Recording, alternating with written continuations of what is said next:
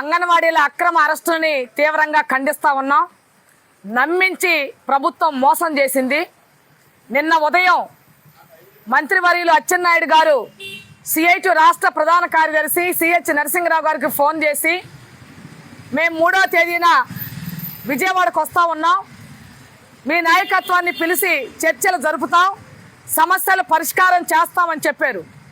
మీరు వచ్చే వరకు ఇక్కడే కూర్చుంటాం, మీరు చర్చలకు పిలిచిన తర్వాత మాట్లాడిన తర్వాతే మా వాళ్ళని ఇంటికి పంపిస్తామని చెప్పాం. వారు సరే అని చెప్పారు. రాత్రి పోలీసు వారు కూడా మీరు చేసుకోండి అని చెప్పారు.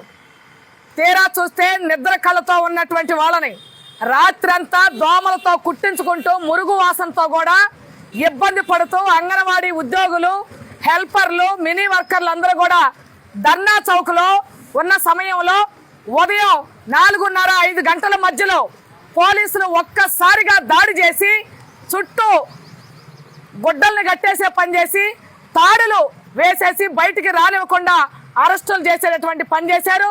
ఇది అత్యంత దుర్మార్గమైంది. మేము బాబు గారిని నమ్మాం.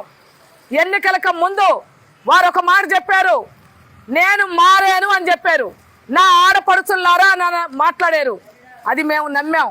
మీరు మారలేదని మరొకసారి నిరూపించుకున్నారు. అంగన్వాడీలు జీతాలు పెంచమని అడుగుతా ఉన్నాం. 7 ఏళ్ళు అవుతా ఉంది. గత ప్రభుత్వం 1000 రూపాయలు పెంచింది.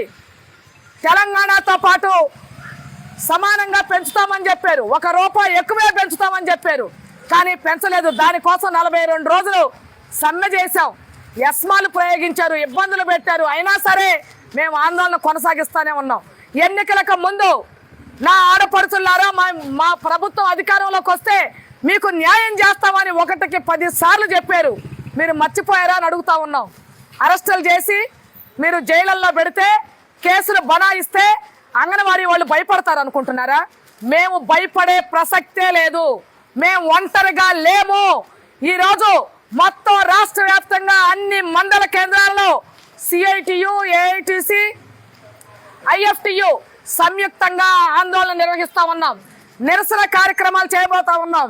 మా సమస్య పరిష్కారం అయ్యే వరకు, జీతాలు పెంచే వరకు మా ఆందోళన పోరాటం కొనసాగుతూనే ఉంటుందని ప్రభుత్వానికి హెచ్చరిక చేస్తా ఉన్నాం.